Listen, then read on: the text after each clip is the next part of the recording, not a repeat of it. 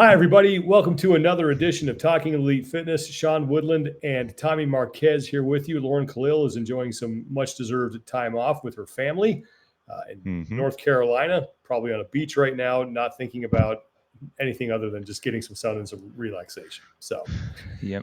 And you are up in Canada. I am. I'm in beautiful Edmonton, Alberta, Canada. Lovely. Never been there. Hear great things. Home to the Stanley Cup finalist Edmonton Oilers. Mm-hmm. The Eskimos, the CFL team, punting on third down, making a mockery of our great game. Home of Grit Distribution and Project Grit. There you go. We're kind of in our journey now to kind of get back to normal with our publishing schedule and content and things like that after everything that's happened the past couple of weeks. And obviously more continues to happen and more has happened. So we are going to get you caught up on that. And then later on in the show, I'm going to be talking with Bob Jennings, who is one of the men who is one of the, I guess you'd call key organizers or key figures behind the Masters CrossFit Games Legends Championship.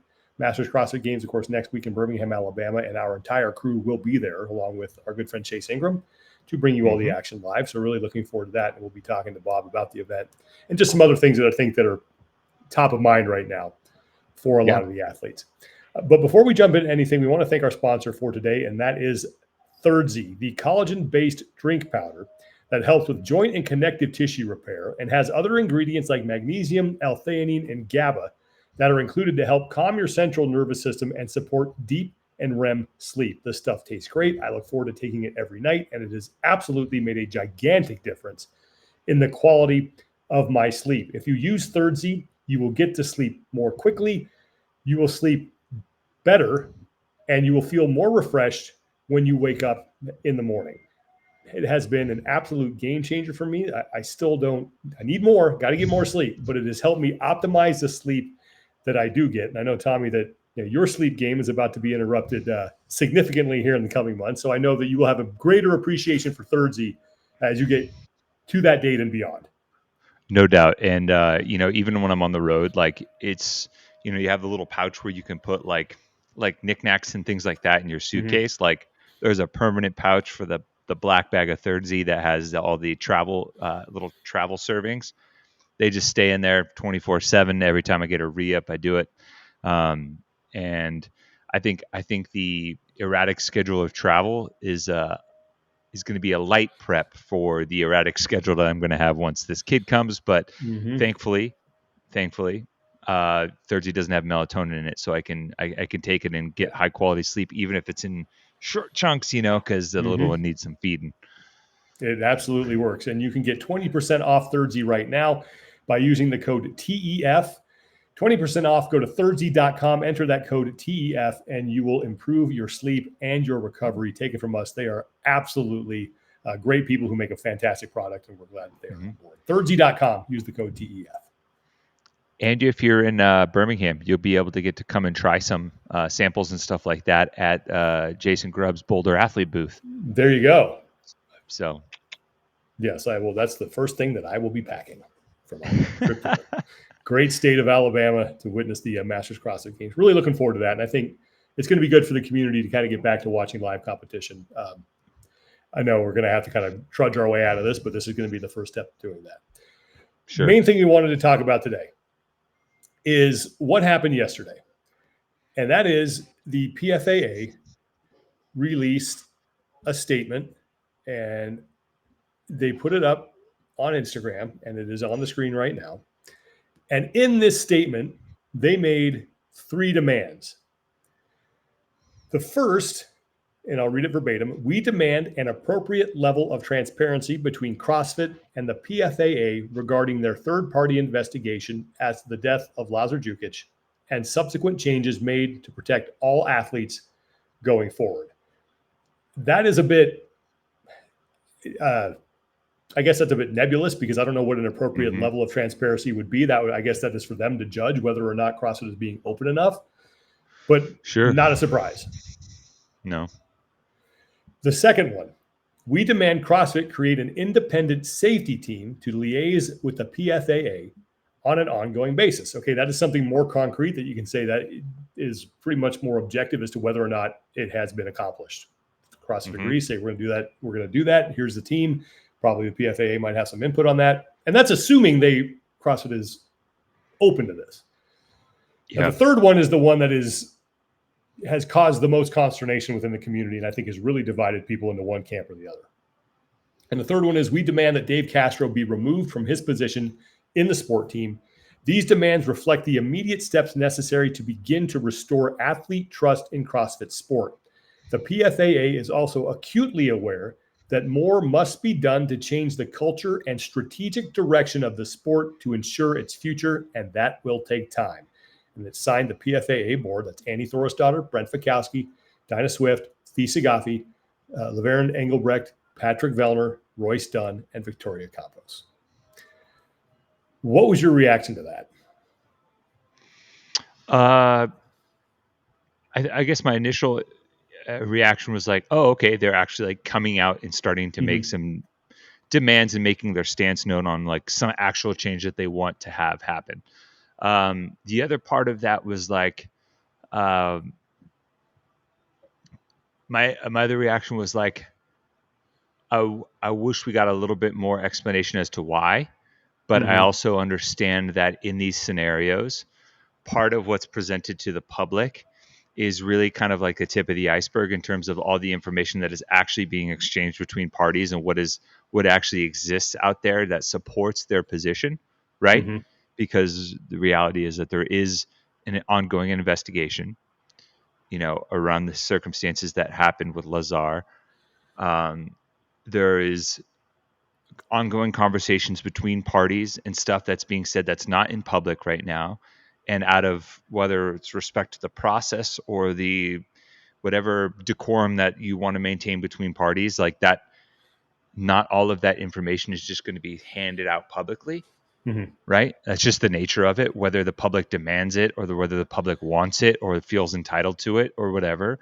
Like the information that's going to get out there, the information that is going to get out there is going to be what the athlete as like the athlete organization as a party wants out there, what CrossFit wants out there in terms of what they release, what the family wants, and going forward. And that's not always going to be satisfactory to those of us in the media that are trying to get all the information out like accordingly to present our cases and opinions, and then the people that are just sitting home at their, whether it's the people that are 100% behind the athletes, no matter what, the people that are behind HQ, no matter what, the people that are behind Dave, no matter what. And I just keep going back to, and this has been true the entirety since I was working in this space, whether it was volunteering, working for CrossFit directly in the years since. There is so much more information than that exists and is real and that supports the movements and stances taken by these athletes or any party involved in this than what people see and what people will ever know, right? And so my initial reaction was just like, oh, this is going to cause more squabbling online. And it has, and no surprise. And it's going to cause people being like, I defend Dave 100% or athletes no matter what. And like, I guess that's kind of the state of play nowadays with this like instant gratification, instant information, sense of entitlement type ecosystem that speaking digitally online creates, right? But yeah, that was, and then, just knowing that that's what's going to happen and then kind of being like, well, hope more info comes out. Well, you asked the question about some people saying, okay, well, why? Yeah. And in that, I believe in the post that the PFAA put up, they also linked to an article on men's health that was released at the same time as the statement. And to get the full picture, you need to read both. You need to read the statement, and then you need to read the article, or really the letter, I guess you would call it, that Brent Fikowski wrote that appeared in Men's Health. And I'm not going to read the whole thing, but I'm going to read, there's two paragraphs that I think really shed some light on the why. and they're towards the bottom here. I have them on the screen, and I'll read this verbatim here for those that are listening. If CrossFit Inc. feels that director of the CrossFit Games, Dave Castro, has a role in affiliates and training, they're welcome to keep him in that role. When it comes to the sport team, this breach of trust regarding the death of Lazar, even during the weekend of the games, there was more than one incident that represented a consistent pattern of behavior in which we felt that he's communicated to us one message and then subsequently presented to the public a different message.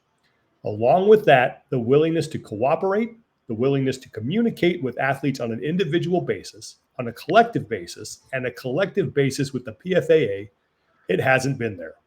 Looking ahead, so many large changes need to happen. We don't feel like those can happen with Dave Castro as part of the sports team.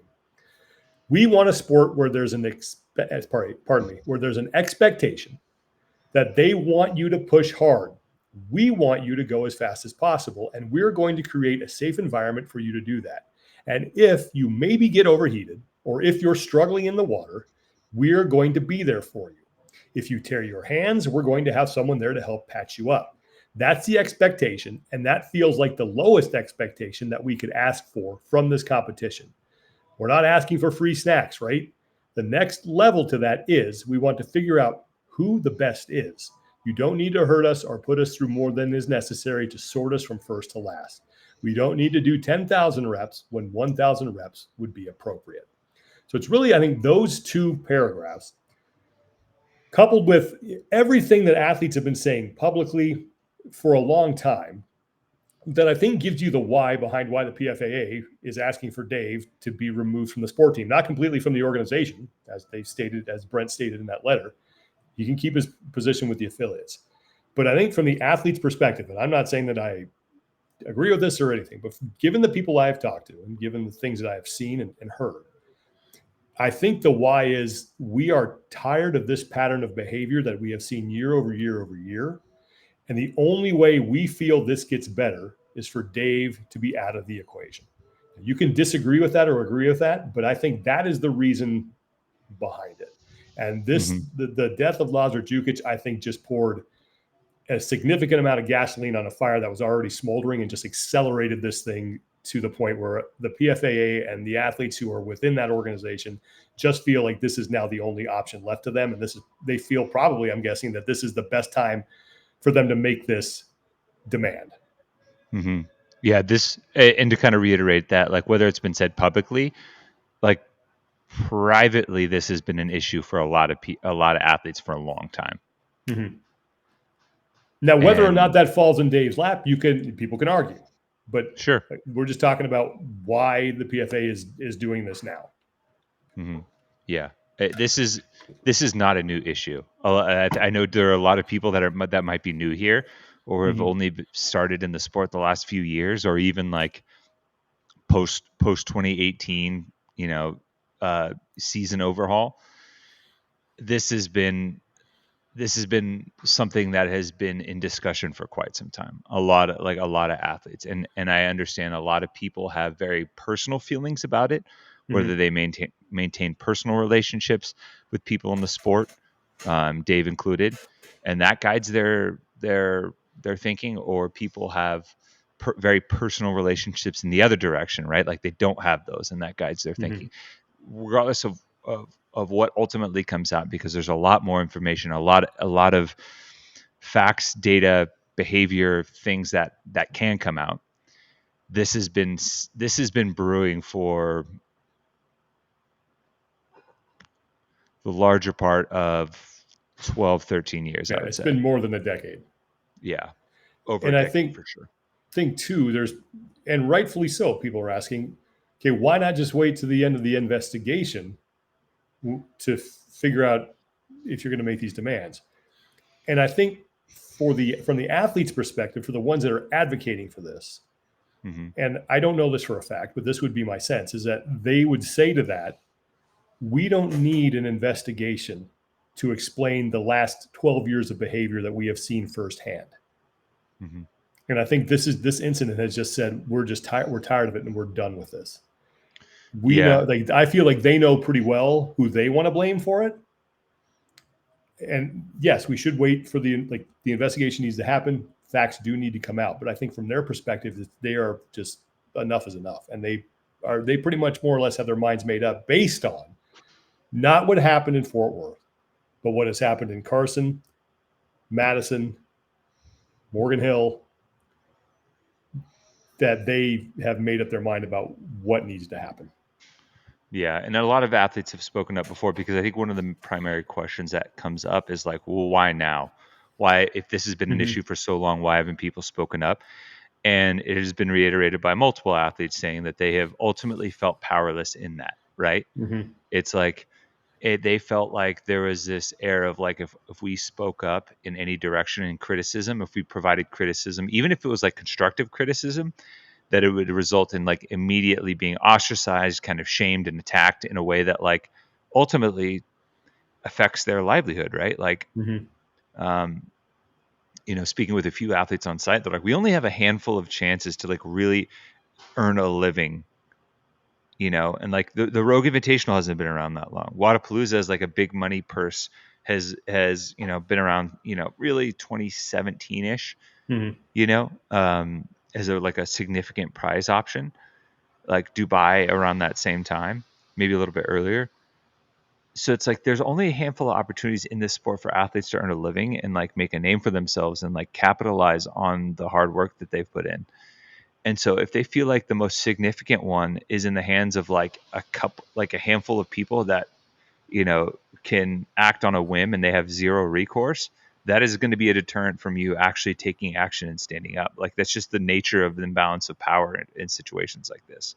It's not unique. It's not unique to CrossFit, Like I think most people can look back across their career and realize a scenario where they felt powerless in their opportunities to make significant change to what they felt was like a work environment or a work situation that like wasn't okay, and then that's literally why collective bargaining and unions have started in the United States. Yes, and specifically with sports as well. This is a new thing to this area, but every other sport has a players' association or has some sort of agency that represents the players' interests to the league. Like that's nothing new. And now we're seeing that arise here in CrossFit. And the other thing that I'm wondering about, and we are working on getting a representative from the PFAA on the show here soon. That those efforts are ongoing, trying to schedule something. But the use of the word demand, not recommend, not we would like, but demand. To me, like if you're going to use that word, you understand that there is a chance that you're going to get rejected. So you better have a backup plan in place if that happens. Yeah. And what is that? So if CrossFit says we're not doing this, Dave is staying, we don't need, like, let's just say it's status quo. Investigation comes out, it doesn't really tell us anything that we might not already know or think. And there's nothing concrete in there that would lead to any of these demands being met. Then what? And I think the only alternative to that is that the athletes are ready to say, okay, we're not participating. We've already seen a couple athletes post this. I think it was Jamie and Elliot Simmons who said, we're not going to participate in any CrossFit events until this is, till the changes have been made. So what is that alternative? Is that the athletes they come up with their own sort of system involving other people where they have a season that they now have an ownership in and they like, that's the alternative. And it just cuts CrossFit out of that equation, which means that there's the open is now, I mean, CrossFit can run the open, but it's sort of a road to nowhere. Yeah. So what is the alternative? And that's a question I want to ask. Like if these demands aren't met. Yeah. Well, in other sports or other areas of employment, that's when strikes and lockouts happen, right? And ultimately, people just decide that, you know what, we're not gonna keep pressing forward this way, and they essentially boycott, and that leads to striking, boycotting. That has always been the ultimate bargaining chip with collective bargaining from like an athlete or an employee union. because once you take an entire workforce away, it starts costing the people up top money in a very significant way. That's when you can actually affect real change. So my assumption, and again, I try not to speculate. My assumption is that you would make that demand unless you're ready to take that step. Mm-hmm. I think it's significant that you have someone like Annie Thorisdottir signing off on that. Obviously Brent and Pat have tried to help spearhead a lot of this, and they're big names as well. But I think Annie, being the legacy athlete that she is, having her name on that, like, to me, that lends an extra level of credibility to their cause. It's like, oh man, like if she's putting her name on this, she doesn't take this lightly. Mm-hmm. So yeah, it's going to be interesting to see now what comes of this, because this is just the first thing. And as Brent alluded to in not only in the statement, but also in the article in Men's Health, this is just the beginning. Like, this feels like if these don't happen, there's no, like, that's what we need to get to the starting line to make change. Yeah. Do you feel like they would make these demands if they didn't have a significant amount of evidence to support those demands? I mean, yes. I think there are people on both sides of this who have their minds made up regardless. Oh, you're talking about like the general community? Yeah. For sure. But I also, like, as Brent mentioned in the article, this is for the athletes who have been around a while. This is just nothing new to them. And I think it was this soundbite where, I think it was on Be Friendly Fitness. I think Brian Friend got it with Pat Vellner after the games, where he alluded to, we're just told we get patted on the head and told that's no big deal. And I think the line he used, like, this is sport, not war. And if you read between the lines, it's pretty clear who he's directing those comments at. Yeah. So I think the athletes, especially the ones who've been around, like Brent, Pat, and Annie, think probably have had, knew that this was, like I said, just the last straw for them. And they have felt like, rightfully or not, that Dave is the guy that is the major impediment to any kind of progress here. Mm-hmm. Yeah. And I also say, I think Brent and Pat and all those, that's a smart crew. So I think they have to understand that there's got to be a plan B if this doesn't work. Yeah. That's what I'm curious about. Or if there's not, they're just willing to lay it on the line, and they're just True. like at their wit's end with this.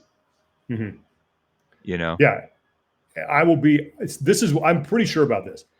The sport as we know it is going to change. It has to. In a very big way. Now, whether or not that's with CrossFit's involvement in it remains to be seen. Because I don't go ahead.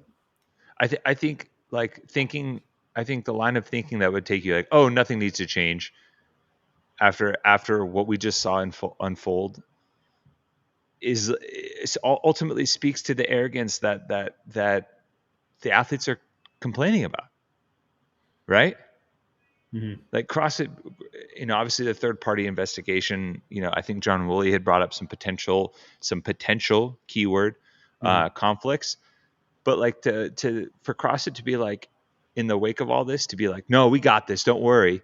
That's exactly the response that the athletes have been fighting against. Right. Mm-hmm. So it puts it in a very tough position where it's like, all right, well, at least on some level, some of those demands to kind of prove the athletes otherwise, if you're trying to fight against the narrative that the athletes are putting, whether you believe it's right or wrong, you almost have to acquiesce to a couple of these demands. Yeah. I mean, I think the athletes understand they have never had a stronger hand than they do now. Mm-hmm. And the other question I have is how many, okay, let's say, sake of argument, that they are not satisfied. The PFAA they're not satisfied with what CrossFit does here. And they say, okay, we're out.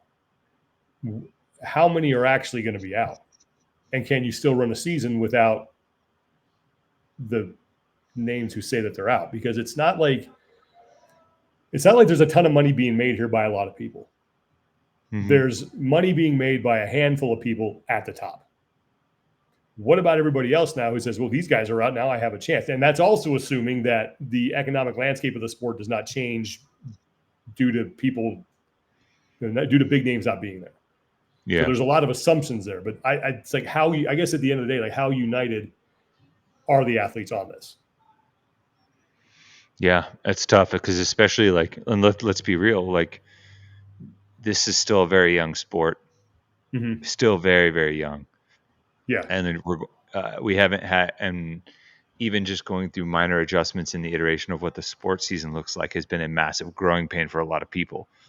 Now you think, and you have an athlete cohort that isn't as predictable as other sports in that like you have teams, and so rosters more or less, even if athletes are switching between teams, the collective whole of the athletes looks pretty similar year to year. That's tough. I just don't. Right. I would, based on like the feedback that we've heard, even about the athlete meeting, it's hard getting everyone on the same page. Yeah. But I do think that like I think I think what really is important is that there are athletes that have been around a long time that are echoing the concerns that the PFAA have said. And there are other people adjacent to the athletes involved in the sport who, I've talked to off the record, and a lot of these people are level-headed, and they're done. Like they're upset. Like they're really, really done, and they're in the athletes' corners and like, no, this has got to change. Enough is enough. Yeah, and it's like, yeah, it's like also how do you view, like, how does the average person view that, like whether or not there is a problem, right? Like imagine, so say Right. for example, you have the 80 athletes at the games. Well, what if like 40 athletes have had this experience, this consistent experience that the PFAA is outlining, and it has been like that, but the other 40 haven't, right? And they've had a great experience, and they're like, well, does the fact that half of the people not having that experience not make the problem real anymore, right? Like it's either, is it this like all or nothing type mentality, like everyone has to have that problem for there to be a problem? Right. Because that doesn't sound like sound logic to me. If like, and I think this is more or less some of the realities for these athletes that are like, I've never experienced this in the sport. I've always had pleasant interactions with these people or the leadership or however, and I never had these issues. But other people can definitively say that they have had those interactions. So like, does that still make it a problem worthwhile addressing for all athletes? Yeah, it's interesting, and there's, again, we're hoping to get someone from the PFAA on here soon in the coming days, and we'll just continue to put information out there and give some reaction to it as it comes out. But still, a lot more questions than answers. But the ball is clearly in CrossFit's court right now, and they got to figure out what they're going to do. And it's if we're going to be honest about the sequence of events, like was it ever like detailed in depth why Dave was laid off the first time? I don't think so. I don't think that was. I don't remember there being a statement from anybody who says these are the reasons why we have decided to make this move. It was more or less that the only thing I remember is it was mutually agreed to part or something like that. And then Dave disputed that. I think that was boilerplate. Like, hey, we're going to give you to make it look better on your end. We're going to say we're going to offer up like the statement of like mutually agreed to part ways, so it doesn't look like we just said, oh, we fired you, right? Kind of scenario, which is apparently pretty common with like more like big business type stuff. But yeah, no, but that's an interesting point. I mean, I certainly, as you did, heard things from people about why that were off the record, and a lot of people had mixed feelings about it. Yeah. So, yeah, I don't know, but I don't know what CrossFit. They don't have a lot of leverage right now. Assuming they still want to hold on to the sports side of this and be part of it. If they are willing to just cut the sports side loose, they don't really have to do anything here, because that's an expense that they no longer need to incur. They can just say, fine, we're out of it, and then they don't have to make any changes because now there's no sport. Someone else can do it. That would be wild. It would be, but yeah, it a lot What do needs you to be do? sorted out.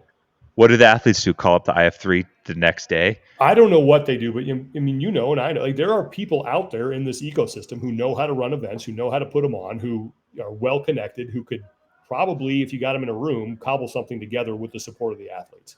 Now, the problem is Yeah. you can't put the word CrossFit on it. Now, that might, I don't know if that's a good thing or not right now, but it certainly has brand recognition, and the CrossFit Games have brand recognition. Yeah. So is it valuable to have that name still associated with? And I think there's still some value for CrossFit to be associated with it, because I think it's, if done correctly, it's a great marketing tool. Yeah. It's a great way to get messaging out to people. It's a great way to show people that you can go do this in your affiliates. And there were some good commercials that ran during the games on ESPN that showed all kinds of people in CrossFit affiliates. You had Chuck Carswell was on there. Like, they were really, really good. They accomplished the goal of showing that this can be for anybody. At its best, the sport was a pilot hole for CrossFit to do marketing at a level that they couldn't do anywhere else. Yes. There is the interpersonal marketing that you get done on a very local level with affiliates and gyms and the people that you put out into the community that get healthier and happier. But at its best, the sport provided a lane for CrossFit to put marketing on network television and commercial advertising in a way that wasn't available to them previously. Mm-hmm. And that's important. That's very important, especially when you're trying to be this global tour de force and you're actively trying to compete against these narratives from people on the outside that just don't understand it. Right. Mm-hmm. It's like, how do you show those people that aren't ever going to walk into a CrossFit gym that CrossFit can be done safely and can be done in a way that benefits basically everyone to make their lives better. So it's, but remember also at the same time, these same issues that we're talking about now is why the IF3 started. It's a big reason why they wanted to take some of the complaints and issues that had been pervasive in the sport and smooth those out in a way that makes it palatable for a potential Olympic bid. Because if you want to be an Olympic sport, you can't have all of these things that they're talking about. And they felt that there was a way to bridge the gap between them both. Mm-hmm. And I mean, it was a great idea. I mean, I would love to see CrossFit athletes competing in the Olympics. You think after everything that happened with that Australian breakdancer Ray Gun, we wouldn't want some CrossFitters out there? Man, yeah. World meet Jason Hopper and Dallin Pepper. Oh my gosh, yeah, it'd be fantastic. I think there is a reason why CrossFit would still want to be involved in the sport, even if they're not running it. In my opinion, there is a way for this to work with everybody being happy, but I don't know whether or not we're going to be able to get there anytime soon. And it's going to be just based on people's willingness to want to work together. Yeah. So we'll see. But like I said, we are working on getting someone from the PFAA on the show as soon as we possibly can. And we're working to make that happen. Schedules are kind of hard to line up right now, but those efforts are continuing. So maybe by the time you actually listen to this, we'll have something booked. But as of now, those efforts are ongoing. So, okay, let's move on to the next thing. And that is my conversation with Bob Jennings, the man who is one of the main men behind the upcoming Masters CrossFit Games that are going to be held next week, starting on Thursday in Birmingham. With how many age groups we got? 35 to 39, 40 to 44, 45 to 49, 50 to 54, 55 to 59, 60 to 64, and 65 plus. There's 14 different divisions, men and women. Yeah, there's a lot. Yeah, it's going to be cool. And Tommy and I and Lauren and our good friend Chase Ingram will be part of the broadcast. So here's my conversation with Bob Jennings. Let's welcome in both Bob Jennings and Joe Linton. We thought we were just going to get Bob, but we get a 2-for-1 here today. So glad Joe can stop by as well. Guys, how you doing? Doing great. Doing good. We are now 1 week away from the start of the Masters CrossFit Games. The two of you are more or less in charge of putting this whole thing together. Now, the first thing that I wanted to talk about is obviously right now, safety, athlete safety, safety precautions, safety plans. That's all very top of mind for people. What has your process been to make sure that when the athletes show up in Birmingham, that when they are competing, that they are going to be not only as safe as possible, but also if something were to happen, taken care of quickly? Yeah, sure. I'll start with that, Joe, and then, jump in with everything that I miss, I guess. But Cool. The safety of the event goes back to all the way when we decide where we're going to host the event, right? I mean, it's not something that just happens to be of focus now, right? Like, this is something that we're always kind of thinking about. And part of the reason why we chose Birmingham Jefferson Convention Center was because we could contain all 3 floors, do pretty much every event inside, and we weren't going to be exposed to the elements at all, right? Joe and I don't like that from an athlete safety perspective. We also don't like it from an event organizer perspective because I've competed at Wadapalooza a bunch of times where it rains, it's outside, and events are getting changed at the last minute, and or events are getting canceled, and so it starts with picking the right venue, and then a lot goes into the workouts. Making sure that the workouts are appropriately scaled for the different age groups. And we work with experts in the older age groups, because we'll be candid, Joe and I are not experts in the older age groups. And so we work with experts in the older age groups to make sure that we have the scaling right.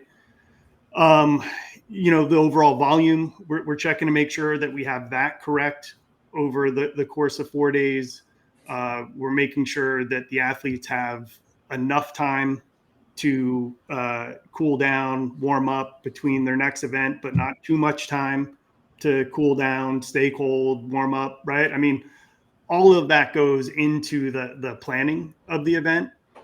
And then on top of it, there's just the physical safety elements and making sure that we have adequate medical staff, making sure, that we're working with the city, to have the medics in place, to have, on-site ambulance in place, to have, I'm going to get the acronym wrong. AEDs. Did I get that one right? Yeah. AED or EAP. EAP. Maybe that was the one. Yeah. Have all of those, make sure that, they've been tested and are in working order. And, I mean, all of that goes into the planning of an event, John. So I'm sure I probably missed some things, Joe, but I mean, you tell me.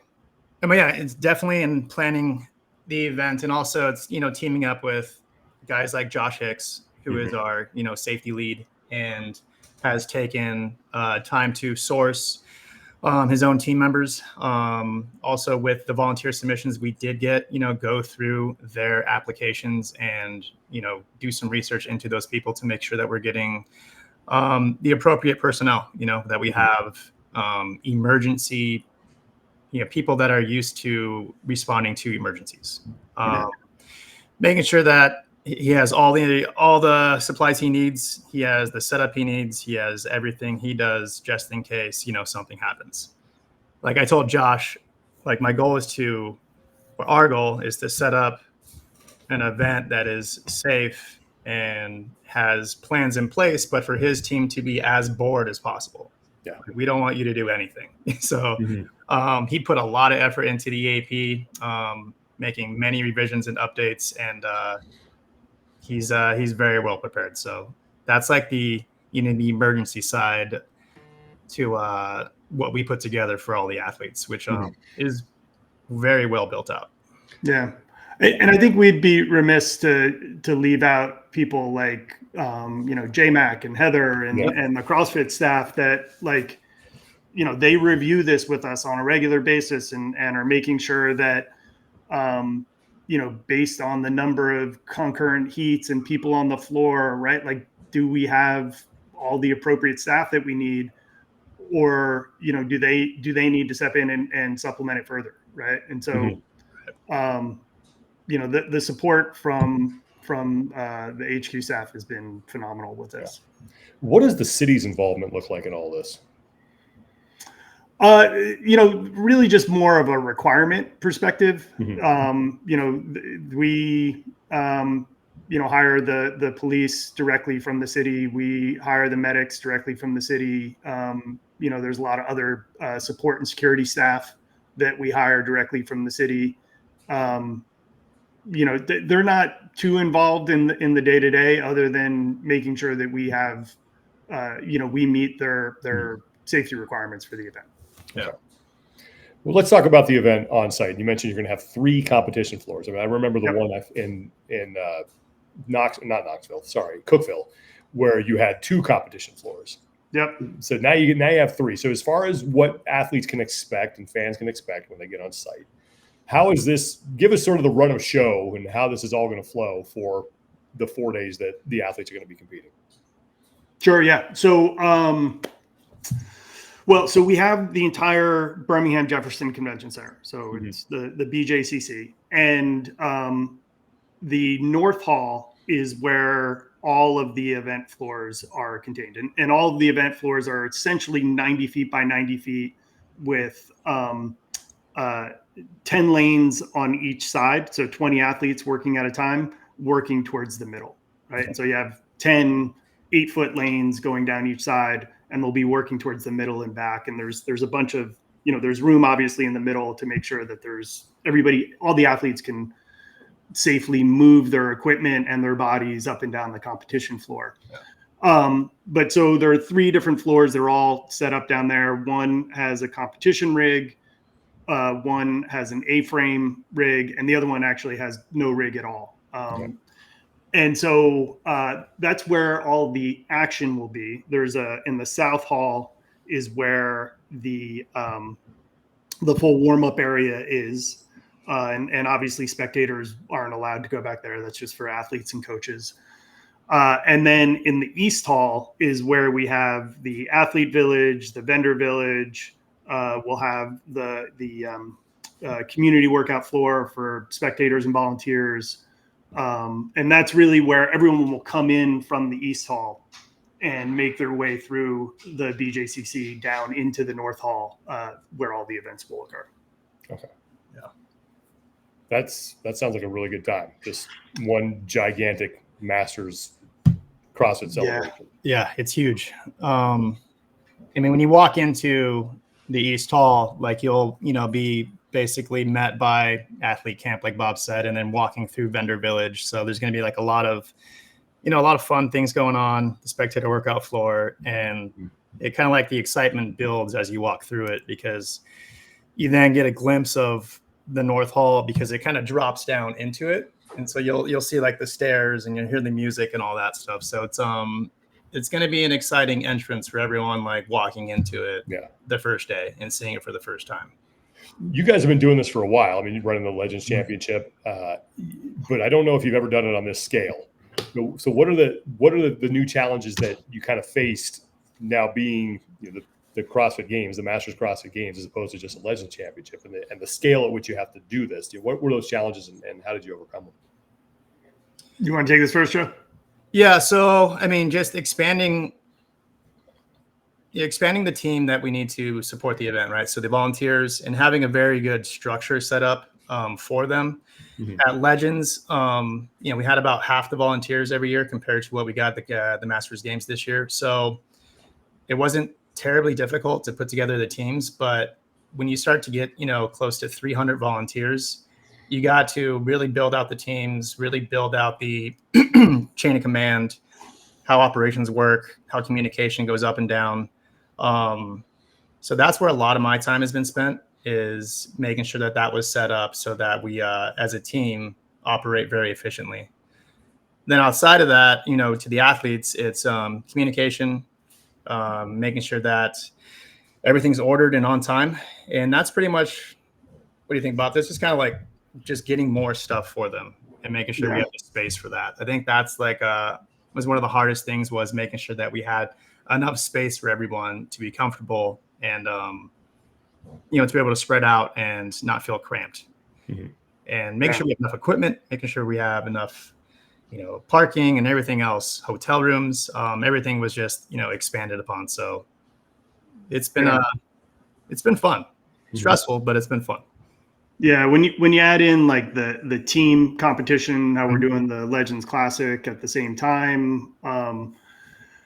Yeah, I mean, for me, Joe is really like, he handles all the logistics and I handle things like the scheduling, right? And the moving the workouts around and making sure that all fits. And when you have 3 floors running, almost simultaneously, it's putting the puzzle pieces together to make sure that, the day flows.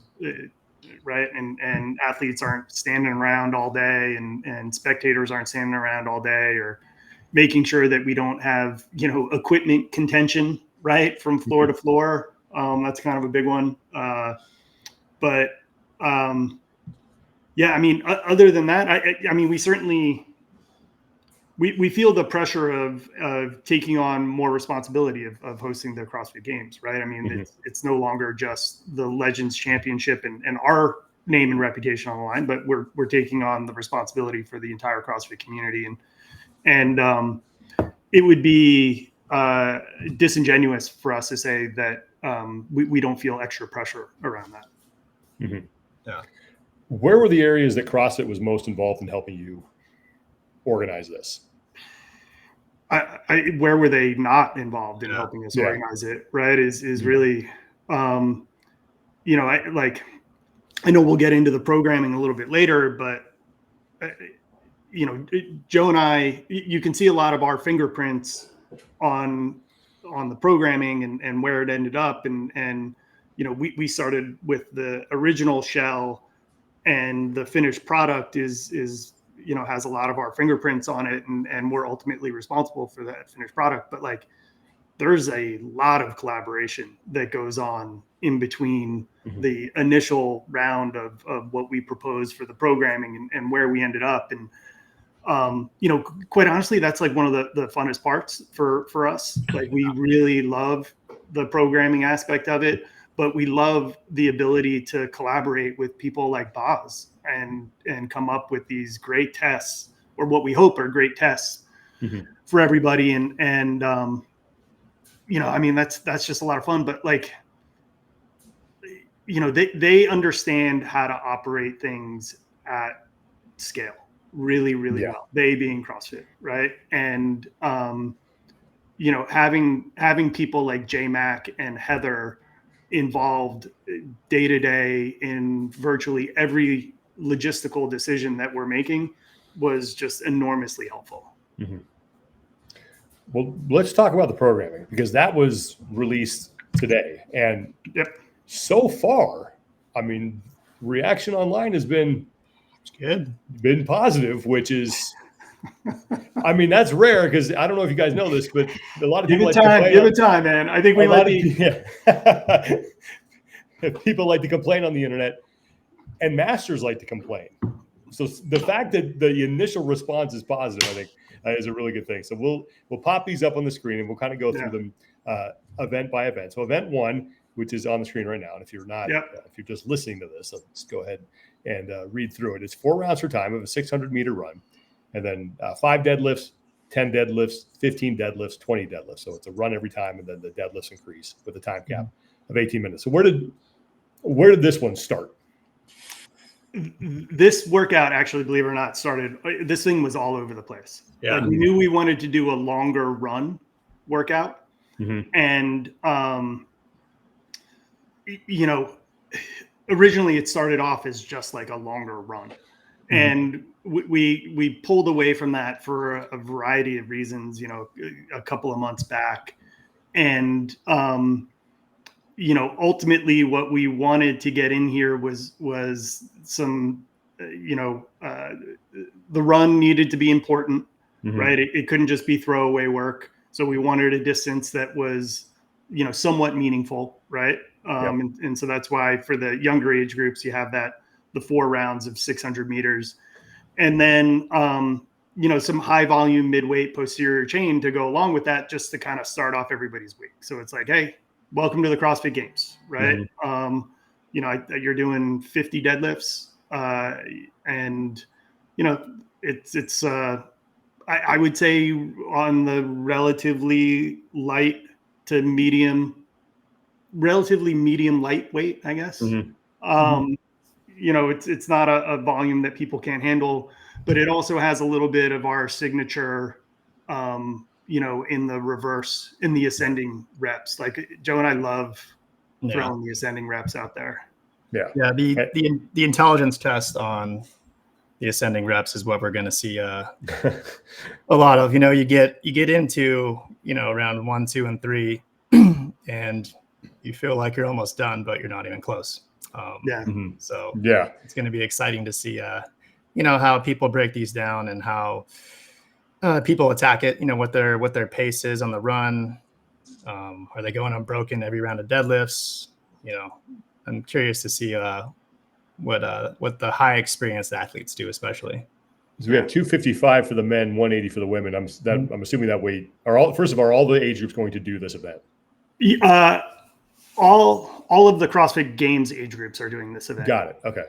All right. Yeah. And then I'm assuming the weight will, as we move up, the weight gets scaled back. The weight and the distance actually scales down too. Okay. And this is one where the running, it'll start inside the arena, and then the athletes will go outside for, it's about 350 meters or so, down and back, Joe, right? And then back and back. So, it's like a little over half is going to be outside. Yeah. Okay. But this is the only time that they'll actually be outside in an event, correct? It's the only time they're leaving the venue. Okay. Yeah. Okay. And it's for, a minute and a half each time. Yeah. Okay. So that's pretty straightforward. Anything else you want to add on that one? No. Okay. We'll go to the next one. Event 2. This is 4 rounds for time of 4 rope climbs of 15 feet, 6 sandbag cleans of 150 for the men, 100 for the women, and then a 40-foot handstand walk with a 12-minute time cap. Yeah. That's a couple things on this. So the 60 to 64 and 65 to 69 age groups are not doing the handstand walk. So they're just doing the rope climb and sandbag work. Okay. And the rope climbs come down in volume starting, I can't remember exactly which age group they start coming down at, but they start coming down a little bit in some of the older age groups.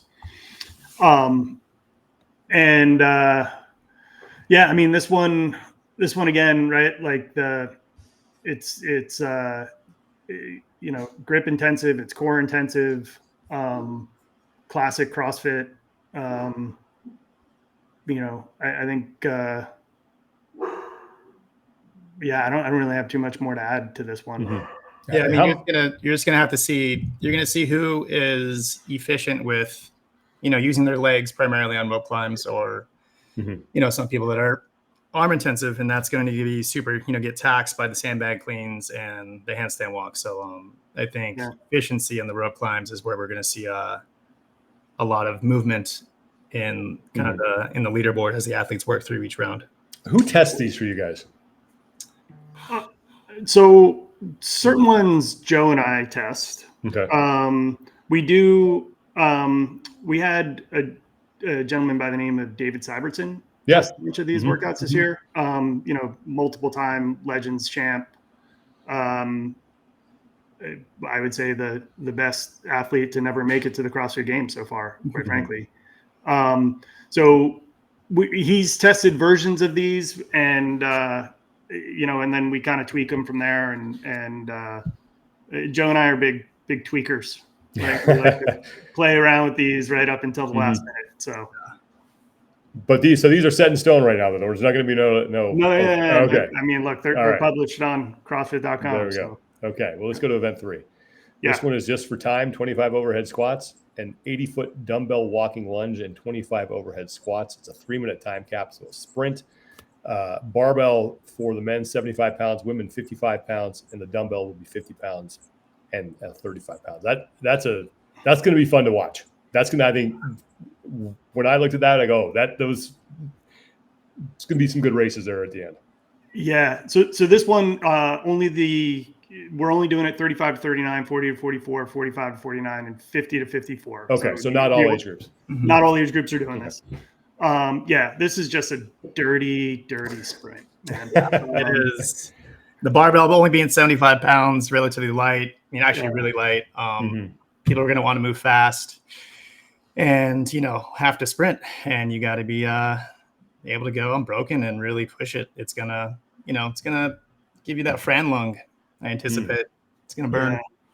And this is one of those ones, too, where people better be careful on their overhead squats, especially on that second round back. If they try to go too fast, it's going to result in no reps. It's going to end up killing them. So making sure you get that depth and that lockout are critical for this.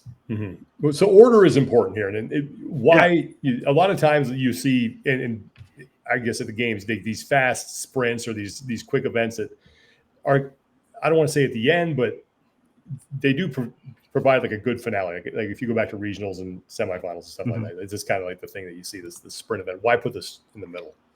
So this one, believe it or not, it's actually it's workout 3, but it's I believe for most of the age groups that are doing this workout, it's actually going to be their first workout of the event. Because of the 2 floors, right? Yeah, because of the 3 floors and just kind of how we kind of get things in.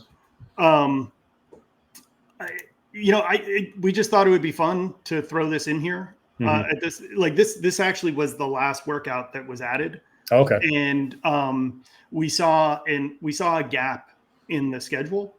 And we had the space and the equipment on the floor, and we didn't have a workout that looked like this, right? That was super light barbell, sprinty, like just balls to the wall and go for it. And so, that's why we wanted to throw this one in.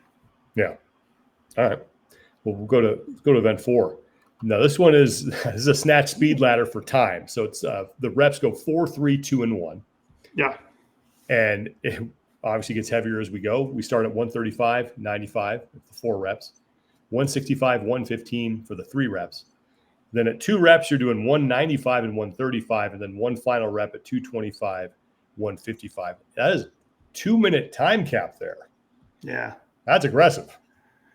It's going to be quick. Yeah. Well, so this, we did a snatch speed ladder. This goes back to 2020 when we did Legends during COVID out in a parking lot in Arizona, right? Yeah. And that was a thruster speed ladder. Yeah. And so we wanted to kind of honor that event because it was a really fun event during the 2020 Legends Championship, but we wanted to do something a little bit different, right? And so everybody loves the snatch, right? And we wanted to make sure that the weights in this, most people should finish this workout, Sean, right? Like the weight at 225 for math, like that's only for the 35 to 39 age group, and it scales down from there. 225, 155. Everyone that should have no problem hitting that. There's 2 bars on the floor, so they don't have 4 bars. So they will actually need to roll the bar forward and change weight. Load it. Okay. And load it. Which is actually better for safety purposes, quite frankly. And I think it'll make the event actually a little bit more exciting, because I think it offers the opportunity to kind of bunch things up a little bit and move things closer to the time cap. But, who doesn't love a snatch speed? Oh, it's going to be great. And again, all age groups or just? All age groups, all age groups. Okay. I mean, just seeing people get to that bar. I mean, like we saw, in Fort Worth, people racing to that bar, possibly picking up too soon. We're waiting for the other person to go first, and it's going to be really exciting. Like Bob said, the weight's not terribly heavy, so it's going to be about speed and no missing, and it's going to be fast and exciting to watch. It's funny you mentioned that speed but no missing, and that is something that Boz used to always talk about when we were on the broadcast, and he would come in and kind of go through these events. Like he would say a controlled freak out. It's like, you've got to go fast, but you got to be controlled, because it's like there's a precision element that if you're off by any little bit, it's going to really just kill your event. Oh yeah, especially especially in the snatch, right? And you know, you're gonna have a lot of big guys rip through this, and that's just what's going to happen. But it's not too heavy to where I think that the smaller athlete can, with, like we just said, speed and efficiency, hang and be right up there with them. So little bit of balance there. It takes us to event 5. So this is an up and back chipper. Yeah. Really. So we start with 75 wall balls, 40 shoulder to overhead at 115 for the men, 80 pounds for the women, 30 dumbbell step overs with a 24-inch box for the men, a 20-inch box for the women, 50 pounds on the dumbbell for the men, 35 for the women. And then we go back, but the shoulder to overhead now becomes a dumbbell snatch. So we do 40 dumbbell snatches and then 75 final wall balls with a 15-minute time cap. I guess every competition needs a chipper, and this was yours. And how did you settle on these movements? Man, this one changed a lot. A lot. Yeah. Like I can't even recognize what it was. Our fingerprints are all over it though, right? Yeah. I mean, like, I think probably half of the events we've ever programmed, you know, people have done 150 wall balls and didn't realize it, right? Yep. Like that happens a lot with us. This thing was quite honestly all over the place based on like equipment that we thought we were going to have and equipment that we ended up with. And I personally really like where it ended up. You know, I mean, this is it's a ton of shoulders, a ton of legs. You know, one of the last changes actually that we made on this workout was the dumbbell step overs. Originally that was burpee box jump overs. Ooh. Yeah. But we felt like this was better from a like athlete safety and fatigue perspective to go with the dumbbell step overs. You know, because there's some other workouts a little later where there's a lot more jumping going on as well. And so, well, that's nasty. Yeah, this one's pretty gross. I mean, and the time cap is more than sufficient for people to finish. Sure. So, which just makes it worse. Yeah. Yep. Exactly. The clock, it will not save you. And ending with 75 wall balls again, it's going to be a gut check. Yep. Right? Yeah. At the end there, which is always exciting to watch. So pace those out accordingly. Yeah. All right. Event 6. This is a work rest event. So round 1, you get 4 minutes of work and 1 minute of rest. Round 2, 3 minutes of work, 1 minute of rest, and then round 3, you're just working 2 minutes. And what you have to, for completion, it's 105 or 80 calories on the Echo bike. That's how you're scored. But you have to buy in every round with 75 double unders and 20 chest to bar pull-ups. Yeah, this is a Joe Linton special. Okay, why is that? This is the type of crap that Joe would program for me all the time, man. Like this workout is to me this is my favorite workout, and I had next to nothing to do with the programming of this. I think I might have tweaked around with the Echo bike numbers, but like we had to bring that down a little bit, but this was all Joe and. You know, funny story on this. Like we were kind of going through the, we were thinking about like, all right, you know, do we have too much volume in here? You know, is 10 workouts too many? You know, do we pull one? And Joe was like, you know, I think we should pull workout 6. And I was like, Joe, there's no way. I'm never going to allow you to pull this workout. This is the workout. Like if I were still competing, this is the workout I would probably do the worst in, but it's my favorite workout of the whole competition. Yeah. I absolutely love this one. That's a great one. Like I like to stress double unders. Like you have to be efficient, otherwise you're burning time. And each round you get that minute rest, so it kind of gives you this false sense of recovery. You know. And you got to be efficient on your chest bar pull-ups. Oh, yeah. I tested this workout and, you know, my double unders and chest bar pull-ups are, you know, they were unbroken and fast. And it was really hard. A lot of fun. We had a couple people test this out as well. And it was pretty much the feedback was the same from everyone, how this is going to be a fun workout, especially when, people are going to try to finish this workout in the first 2 rounds. And it's possible. You just got to be, really fit. So that's what we're going to find. All right. Yeah. This is one where like, this is another, like, you can always tell a Joe workout, right? Yeah. Because there's this idiot test that goes on here, right? Where like, this is him suckering in a guy like me to hammer on the bike after the first round or in the first round, and then come back in the second round and just be done. Yep. Right? Double unders go to crap, like this is a Joe Linton special, man. I love this workout. All right. Now events. Oh, so again, all age groups do that one. Event 6. Yeah, everybody's on that one. Yep.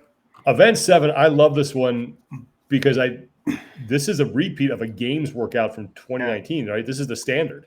Yep. This is the standard. Yeah. This is Grace 30 clean and jerks, 30 ring muscle ups, and then Isabel 30 snatches. Yeah. 135 for the men, 95 for the women, 12-minute time cap. Why pull this one out of the games and include it here? I love this. I think it's a great choice, but I just love to get your reasoning behind it. So this was the first workout that we programmed.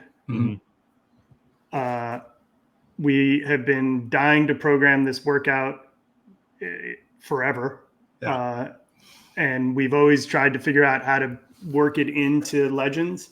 And we've done like derivatives of it with Legends.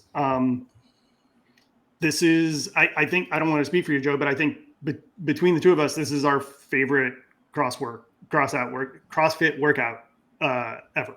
So why is that?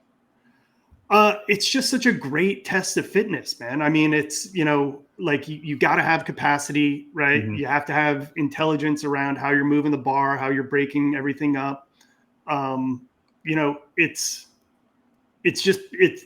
CrossFit in its purest form from my perspective. Like I absolutely love this workout.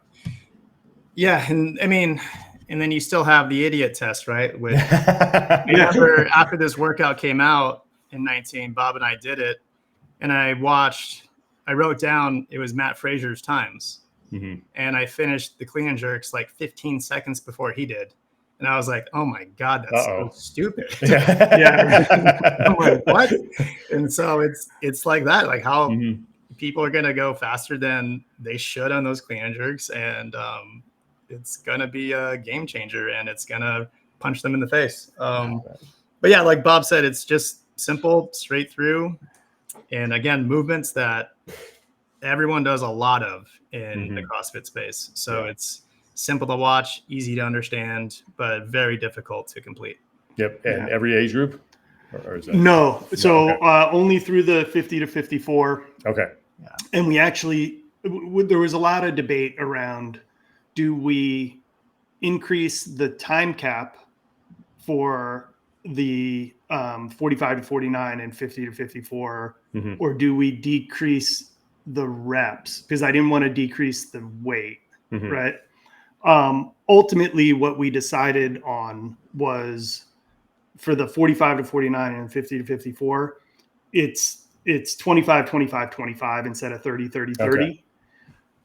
And really, like, the reason for that is because we have 40 athletes in 45 to 49 and 30 and 50 to 54. Like, if we were programming this just for the top 10, I would have kept it. Sure. I would have kept it the same across the board. Yeah. Okay. Event 8 rounds for time, 8 bar facing burpees, 8 toes to bar, and then 1 clean at 255 for the men, 180 pounds for the women. And it's an 8-minute time cap. Yeah. I like this one. One that looks way easier than it is. Oh my God. Yeah. This is Admiral Akbar. It's a trap right here. Yeah. Yeah. I mean, you miss a clean, it's devastating. And it's not a terribly heavy weight for these guys, but when you're trying to move fast in these 2 movements before, your midline's being taxed by the toes to the bar, you're up and down on the bar facing burpees.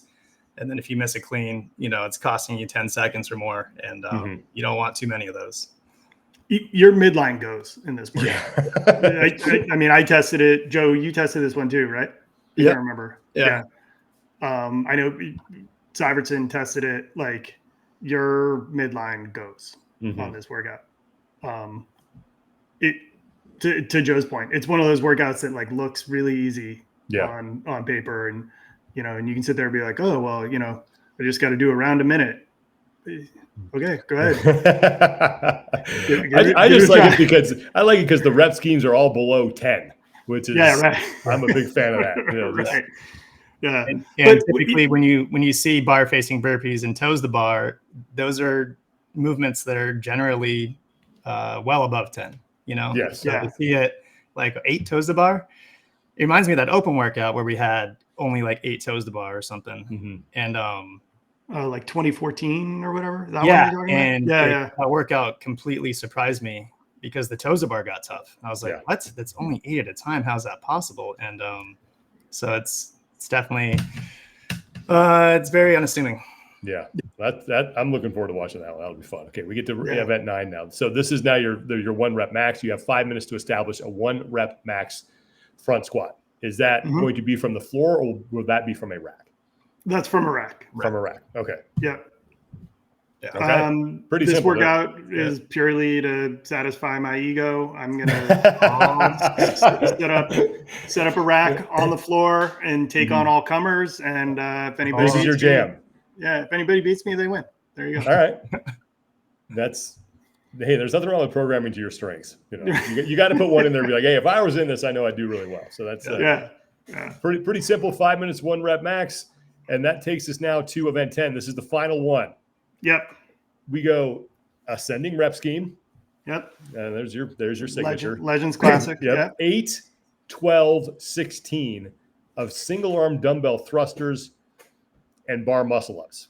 Time cap is 8 minutes, 70-pound dumbbell for the men, 50 for the women. Is that 8 on each arm or 8 total? It's 8 total. Okay. So whatever arm you want to use, that's shooter's choice. Yep. Okay. That's going to be fun. Yeah. Yeah. What was the inspiration for this one? We had it different. Yeah. We had it being a hang cluster. Is that what it's called? Cluster? Yeah, it was a single arm hang squat clean thruster. Right. Which is it's a lot of words to type, more words to say. And they got some really great feedback from Boz on this one. Like, this is the last day. People are tired. The possibility of bicep tear increases, right? With you're doing a bunch of hang stuff. And so we decided to let's just simplify this. Like, the workout doesn't really change. If you just change this to a regular dumbbell thruster. It speeds the workout up a little bit. Going with a heavier dumbbell on the thruster. We like the challenge of it being single arm to create that imbalance, right? And it's heavy-ish and awkward, and then high skill gymnastics, right? Yeah. I mean, that's again just kind of classic CrossFit, if you ask me. And we just love the ascending rep scheme just because of the mental test that comes along with it. So this is actually one where this is the first time we're ever doing this. We're actually implementing cuts. So this is the only workout on Sunday, and only 50% of the field will be doing the workout for each age group. Okay, so so we're clear. You're gonna cut half the field for every division on Saturday night. Yep, on Saturday night. Yep. Okay. Yeah. Okay, so for the younger age groups, that would be 20 people move on. Yeah, that's great. 15 for Wow. All right. This will be fun. This will be a good way to end. Yeah, it's a nice, again, this one, the time cap is very generous. But we want to see people finishing, in their final workout, and getting to enjoy their time on the floor and celebrating Masters fitness, right? So this is a statement, not a question, but let me just tell you what I as a fan like about this is there's not one workout that you guys have programmed that I can't walk into my affiliate and do. Yeah. If I had a sandbag, maybe that, if I didn't have that. Mm-hmm. But other than that, everybody can do these. I think I'm curious to see how, not to scale them. I don't know what my age group would be, but I would love to give that a try, because I think what's fun about that is it just gives you such a cool appreciation for how fit these individuals really are when you walk in. Even if you're just not even a Masters athlete, go and try some of these and then compare your times to what some of these athletes are putting up. Well, you know what we can do, Sean? You and I and Joe at the end of every day can go out there and do it for everybody. It'll be awesome. No one wants to watch me no. Yeah, no one wants to watch us at this point. No, that would be. There's time caps for every workout. We'll be okay. Yeah, right. There's time caps to save us. Okay. Just getting my clock cleaned by two guys who are just a lot more fit than me. But hey, I think this is going to be a lot of fun. Yeah. I'm really looking forward to it. I think one thing that I've learned, having been part of the Legends Championship a couple times, is that the Masters community is, we rib them a little bit about wanting to complain and all that stuff. But when you get in person and you start talking to them, it's a great bunch to be around, and they're so appreciative, to have the opportunity to compete. And I know that they have a lot of trust in you guys. So thank you so much for taking the lead on this and making sure that the Masters have a competition to where they can crown the fittest. Yeah, man. And thanks for supporting us over the years, and thanks to those dogs. Hey, good timing with them, and can't wait to see you next week, man. Just hang really out. looking forward to it. Looking forward to it. So, just a little housekeeping. If people want to watch, where can they check? Where can they find the action? And if they're still interested in attending in person, how can they make that happen? Yeah. So on our YouTube page, we'll be broadcasting the events. Games.crossfit.com will be also broadcasting the events as well. And if they want to go in person, tickets are available. You can go to legendscomp.com and there's a link. You can go to Ticketmaster and there's a link. Am I missing anything there? You can go to our link tree on our Instagram page at Legends Comp. That YouTube channel, that's a Legends Championship YouTube channel, correct? Yes. Yeah, okay. And we'll get that up on our link tree. I don't think it's up there right now. Yeah, we'll get it on there. Yeah. Great. Well, guys, thank you so much for taking the time to do this. Really appreciate it. And again, just appreciate all the effort and taking the lead on this so that we have a Master Championship. And I think a competition that I think people are looking forward to seeing people get back out on the floor and getting this community back to some sense of normalcy. And hopefully this is a big first step to doing that. Yeah. So thanks. Awesome. A lot. Yeah. All right, everybody. Yeah. That's going to do it for today. Thanks to Bob and Joe. Thanks to our sponsor, Thursday. Be sure to check them out. We'll see you next week in Birmingham. For Tommy Marquez and the whole crew here at TEF, take care of each other, be better, and I will talk to you guys next time.